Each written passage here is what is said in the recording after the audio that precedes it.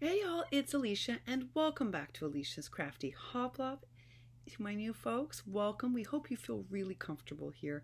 I see we have many new subscribers and some of you are commenting and participating. And that makes me really happy because we want you, this community is super supportive. We want you to feel comfortable sharing your crafts. We want you to participate in our newbie challenge. We want you to feel comfortable that you can ask questions, that they don't seem strange or perhaps silly. There are no silly questions on here. There are no silly questions. In fact, today's video is going to be, a little nerd-like because it's about paper. Because we keep talking about the fact, for instance, like I was miserable with the Hobby Lobby paper. And we also have talked recently about the fact that we've all made paper mistakes, serious paper mistakes. And like, why is Michael's cardstock better than Hobby Lobby? And what the heck is the difference between white core cardstock and solid core cardstock? And when do you buy white core? Because you do. There are moments where you can buy white core and get a good deal. So I'm just going to do this briefly this morning because I think that I'm just going to share what I've learned over the last while to help you make better choices for yourself, to save you some money so you don't make a mistake and end up like I've got a paper pad here that I don't know what I'm going to do with, quite frankly. I got to figure it out, and I will, but it's a challenge because it's color cardstock and it's white core, and that's a big problem. So let me tell you first, let's start with that. What the heck does white core mean versus solid core? I'm going to show you. We're going to take one out of this pack, and I'm going to show you. So what it means is, see how this is blue? See how this edge is white? That means the inside of the paper is white. So it's not solid core. Solid core means that even the inside of the paper is blue. So why does that matter? Well, there's a time when it doesn't matter, and we're going to get to that, and I'm going to show you one of the papers I do buy that's white core on purpose and why I buy it, but I wouldn't have bought this. Okay, so here's the problem. At first, I didn't know why this was happening. In the Holy Land, I hauled Martha Stewart's Halloween pad. Now, the paper was amazing. It was the cutest prints. I bought it for people. But I kept telling y'all, I hated that when I did this, I made a card, and I might even use my bone folder. You see this. I just did a fold quickly to show you. When I did this on the Martha Stewart pad, which was black, all of a sudden in the crease, the paper would like crack a bit and there'd be white. So if I was doing clean crafting, right, not vintage, not shabby, not somewhere where I can distress or mix media, it looked terrible on all the edges of the cards. That's because it was white core. Although the Martha Stewart paper is a very nice density and it has beautiful prints, it's problematic because it's white core. And white core with color can cause you problems. Now, what's interesting about this pad, which I don't, is it's heavyweight cardstock. It's 78 pound. It's actually really nice cardstock. I wish they had made it solid core. I wanted this specific weight because there's some items, as I told you, like Oceana, or ferns or foliage, I like to have in different thicknesses of paper. And I like a 78 for that. But here's the problem. Although this one doesn't do the crackling, see how it still has a shadowing of white? So that means I can't make a card out of this cardstock. Because if I want to make a clean card, you'll see the white, and that looks terrible. And when you cut it, it's even worse. So I'm going to show y'all. I'm going to cut it so you can see what I mean. So let's say you were cutting this to make a tag, or you wanted to do something fun. See what happens? It's white. So if you're doing clean crafting, you're in trouble because you can't blue distress stain that to cover it. And you don't always want to have to distress your paper. You shouldn't have to. So I've learned there's only one time, well, there's two times where I buy white core and I buy a specific brand, and I'm going to show it to you. I'm going to explain to you why I buy it, when I buy it, and what I use it for. But now you will find I will never buy white core again. So I check very carefully in the descriptions when they have color cardstock on sale, whether at Michael's, Hobby Lobby, Crafter's Companion, Tonic, anywhere, scrapbook.com, I make sure that it is solid core so that this does not happen. Because otherwise I can't use this, I can't use this paper pad for card making. if I'm doing clean crafting at all. And in fact, I didn't intend to use it for that. I intended to use it for things like Oceana and the kind of sprigs that I wanted 78 pound. But when I'm doing Oceana crafting, it's clean. It's not vintagey usually. So this is a problem cardstock pack. This is a mistake purchase. And it was made over a year ago, but it's a mistake purchase. And I want to share it with you because it's very limiting when I can use it. I can use it if I can distress the edges, if I'm working on something where I can cover up that horrible white that you can see. You see, you can see it. If you can see it on my camera, imagine what it looks like in person, y'all. It's not good. And the other thing is, like, if it gets creased at all or you tear it, you can really see the white core. Yeah. Now, if you're doing distressing, and that's what I'm going to get to, which one I buy, the white core I buy for that, and why I buy it. It's fantastic for distressing because it's white core. But I'm going to talk to you about the specifics of that. I would not suggest this pad for that. There is a line, and you can get it very inexpensively, and I'll explain it to you. All right, so that's white, solid core versus white core. So when I buy color cardstock, I only buy solid core, and most people who have experience know that. So it's important to share this with you. So when do I buy white core? Okay, this is the white core I buy. And I wait till it goes on sale. It just went on sale. So I got 50 sheets of 110 pound. Notice it's 110 pound of this white core cardstock from Park Lane. And I also got it in a different pattern. Now, this is the swirly. This has got a soft pink, soft yellow, soft blue, soft amethyst, and then this sort of beautiful blue-gray. Why do I get it like this? Well, when I'm making distressed butterflies, this is ideal paper because it's 110 and because it's white core, when it's die cut, I do get that deckled white edge, and that's what I want because I'm going to distress all the edges. And so I don't want density of color. I want that white that I can then put inking on because it actually shows up the inking better. That is when I buy white core. But notice I only buy the 110, and one of the only packages I have found that come in like this kind of patterning for distress staining and mixed media butterflies is from Park Lane. And the other thing is you can get it for $2.99 a pack. That's what I paid for this, for 110 pound cardstock for 50 sheets. Yeah, $2.99 at Joann's sale. So I got it in this. This is the one time where I'm looking for the white core. It's for the distressing. If I'm doing like distressed butterflies, I want this. All right, there is one other time I buy it. Do I have it here? I thought I had it ready.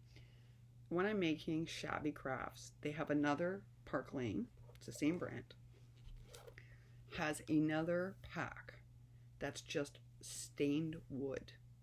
And it's, again, in these colors like pink, purple, blue. It's very shabby, very vintage. You'd know the pad, and I know I have it here because I had it ready to show you. Oh, I'm annoyed with myself because I had it right here. I was like, make sure to show it to them. But it's basically from the same line, and it's just shabby wood, shabby vintage wood. I also buy that in white core. It's also only when it goes on sale for $2.99, and again, it's 110 pound. So why do I buy out that? Same reason. I need it because I deck all the pages, and so the white core works in my favor. So I get more white around the edges, and it creates a nicer distress stain look. That is the only time I buy white core paper, because otherwise you have this problem that I just showed you. This terrible like white that shows up, which is awful for card making, because the second you crease anything, a tag, a card, you get that white. So I may love the prints on that Martha Stewart paper, and I think the Heftiver paper is nice, but it's white core, and there's no way I'm buying white core paper again. Like, it makes me nuts. Now, most Maggie Holmes paper is white core. It is. And so that's why sometimes, like, but it tends to not show the white so badly when you fold it over and you crease it. If you're careful, you don't get the white coming through. But that is also why, if you notice, I seldom buy the paper pads anymore. I'm sure y'all have noticed that. When I first started hauling, y'all, you all saw me haul the paper pads, right? The 12 by 12s and the 6 by 6s. But now when I'm working on a Maggie project, I buy the loose sheets, either from Frank Garcia Studios or from scrapbook.com or Cherry on Top or somewhere like that. And that's because the double-sided ones are double-sided paper, and they're not, I don't think they're white core, because they are completely different quality. I actually sent Kayla the loose sheets as well as the paper pad, and I told her to look at the quality difference. The loose sheets from American Crafts Maggie Holmes are such better quality, and I learned that by accident. My Joann's in Florida used to carry them loose, and so I went in, and one day I was there and I was like, why is this paper so much nicer than my pad paper? And that's when I figured it out. But then I realized that only Joann's and Frank Garcia Studios that I knew of carried them loose. But then I found out scrapbook.com does, and that Cherry on Top does. It just means that, I buy my sheets loose. And if I'm careful, it doesn't end up being more expensive than the pad. But and I get to choose the sheets I like the most too, which means I never end up with a paper pad with 4 sheets I don't like. So that's the other benefit. All right, so white core is great for vintage. It's great for shabby. It's distressing. If you're going to deckle, so if you're going to tear the sheets like I just did, like if you're going to do this method and you want the white so you can distress it, so you always tear towards you, right? To get that white, you don't tear away from you. You tear towards you. That's how you get that white edge. And then you can stain it. That's when you want white core. But again, I'll tell you, I buy the Park Lane for 2 reasons. It's 110-pound cardstock, and it's good weight 110. It's something else I want to talk to you about. So this is good weight 110, and you can get it for $2.99 for 50 sheets. So this makes a whole lot of butterflies. It surely does. All right, let's move along. Let's look. See, this is solid core. So this is, see the difference? White core with the white, solid. So if I tear, I don't really want to tear this, but I'm going to, because in the name of science, we're going to do it. See, if you tear this, let's just do it, Elisha. I hate ruining paper. Okay, see? It's green all the way through. All the way through. So this won't show your staining as well, because it's green. Every layer is green. But it's perfect for die cutting. And that's why you buy solid core. It's perfect. Now, this is Michael's 65-pound. Here's what's interesting. This is Nemo 110. 65, 110.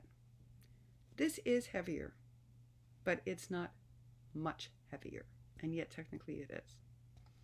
Michael's heavyweight cardstocks and regular cardstocks are better quality. They just are. They're not Crafter's Companion beautiful, but in terms of buying paper, like solid core paper, wait for their sales. I got these packs for under $3 each. Wait for these sales and pick them up. They are at under 70 pound. They're terrific for things like greenery. They're great for things like a lot of our dyes, like trees, or dyes you're going to layer up, like grass, anything like that, or florals that you're going to layer up. Their 65, 70 pound is actually really good for that stuff. And their heavyweight 110 is excellent. Solid core. And when it goes on sale, it's a bargain. So I'm a big fan of Michael's. I know Susan Titsy Tucker is. I bought that Hobby Lobby 110. Okay. I should pull it out to show you. There's no way that's even 60 pound. Because this is 65 pound. And it is way flimsier than this. Way flimsier. When you're making a card, okay, so I thick mine up. So like the Posh Paper lady, I don't need to use 110 for all my cards if I don't want to. I can use 65 pound because I tend to layer up with heavyweight things. But I still like having the option. So when I'm buying card making supplies to make cards, I buy 110 like Susan because I prefer it. And that way I have an option. I also like it for things like this. Wandy Sweets Enabler. See, now that I am in love with digitals and I've mastered it, as soon as she showed those girls, see Wandy, see what you're responsible for? But they are very cute. but so much fussy cutting, guys, because I don't have a brother ScanNCut, so I do this all myself. Oh my goodness. All right. I love that you can adjust the size of these digitals too. Yeah, you can make them real mini, you can make them huge. So I like 110 for these things too, because you can cut this out, layer it, color it in, layer it up, thick it up. It's wonderful. All right, so that I like the 110 for that option. Moving right along, what about specialty paper? Okay, so this is that, I know it's hard on the eyes. Sorry about the glare. This is my fancy holographic paper that I order. I told you it's about $16 for 25 sheets. It is my favorite paper. It is. Now, Thinlits is not supposed to be able to cut it, but most of my good quality Thinlits, and even some of my Ally ones, like my Alina Ticket die, cuts it no problem. But this is way more than 110. I'm trying to remember if it's 175 or 200. It's super thick. That's why it makes the most beautiful die cuts. When I cut out the Maggie Holmes deer with this, oh my gosh. Or the Rosie's medallion. It looks so good because it's so thick. The other thing that this looks great on are the Polaroid dies, whether it's the minis or the big, and also the Sissix tuck spot is really good cut out of this because it's so thick. I don't have to thick this up. I don't have to layer it up. I mean, this is the thickest cardstock I own. I always make sure I have it in stock. It is gorgeous. It is perfect for die cutting. I'm in love with it. I don't make cards with it because it is white cord. Mind you, when I die cut it, it doesn't have any weird edging problems because it's so well made. I use it as backgrounds for cards, yes. I use it for everything. What am I saying? I use this for everything. I love this paper. All right. I have not yet tried it, and I will let you know, but from the same manufacturer is this Star Dream cardstock, and this is 105 pound, and it feels denser than that to me, and it's made in America, by the way. So is this pink paper, and this is like a shimmery blue. I got it for summer crafting. I don't know if you can tell what color this is. It's like an ocean blue. It's really pretty. It's called the Star Dream Collection, and it's super thick quality cardstock. So again, like, you know, this is my fancy cardstock that I use for very special things. But this is solid core. This is not white core. So it's gorgeous, y'all. I mean, again, this is for fancy things, and I use it very sparingly. And like this one, I use every inch. You have no idea. I save the smallest scraps of this and find a way to use it. Because this stuff is pricey, I'm very careful about how I use it. So this is made by an American company. You can order it from Amazon. And I haven't die cut it yet. So wait until I die cut this one to give you a review. But this one's amazing. Just amazing. It's probably my favorite paper that I own outside of the New Crafters Companion. All right, let's talk about Michael's very thin gold foil that I also buy when it goes on sale. It recently went on sale for $2.99, so I bought it. Most people hate it. I'm going to tell you that. I adore it. I love this for the Sissix thin sprigs that we put in card making. I love it for, this looks like a foiled press when I do the Maggie Holmes dies with it. This is one of the few papers, even though it's super flimsy, that picks up all the detail in the Maggie Holmes dies. I love it. I love it. I love it. I love it.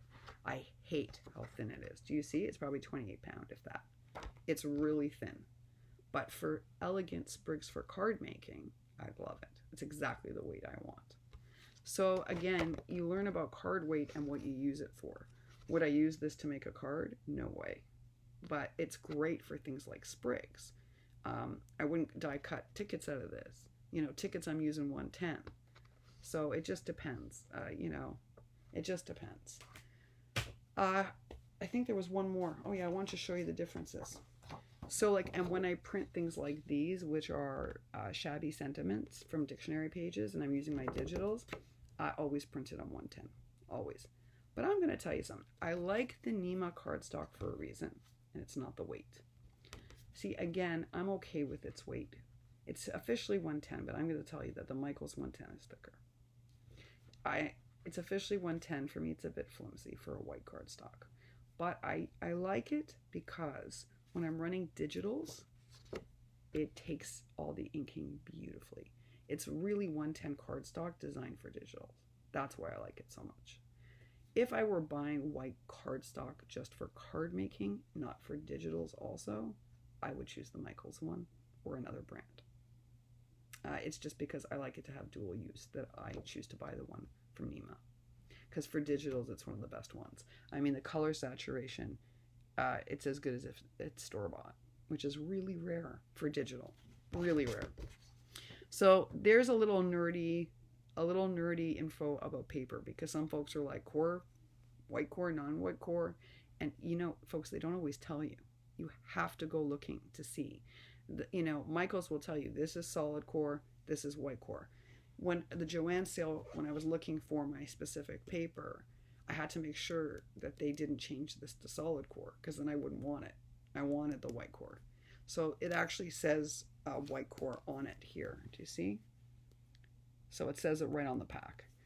Make sure you're paying attention to these things so that you don't get stuck with a pad like this. Okay? That you're going to have to work around, because now I can't use this for any clean crafting. I can only really use this for vintage crafting or for shabby crafting, and these colors are not suitable for either, really. So that was my lesson, and I hope that it served you very well. Most of us who make cards, and I'm not a big card maker. I'm not like a Crafty Michelle or a Marilyn Sweetwater Cards or a Susan Tootsie Tucker or a Sharing Moore. I am not a beautiful card maker. But I know that Susan will only use 110. I know that. And I get why. Because, unless you're trying to save money on postage, I will say I do use the Michaels 65 pound if I'm sending things overseas and I'm trying to save money on a flat mail to get more goodies in for them. Then I strategically will do it.